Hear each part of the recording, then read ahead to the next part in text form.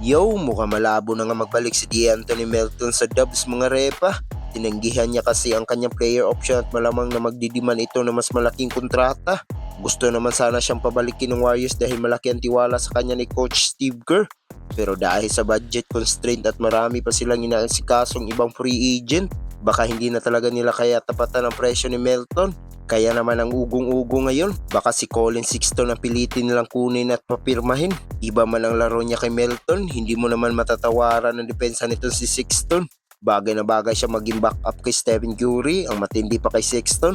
Parang may unli energy, hindi napapagod, lalo na sa depensa. Kaya kanyang bantayan kahit half court pala talaga hindi kanya lulubayan. At pagdating naman sa scoring, kapag uminit ang kamay niyan, mahirap na rin pigilan. Malaking kawalan si Melton para sa Warriors dahil sa experience at talino niya sa court na pinahalagahan ni Coach Steve Kerr. Pero kung hindi talaga kaya ng bulsa, mukhang kailangan nilang humanap ng ibang paraan tulad nga ng paghabol kay Sexton.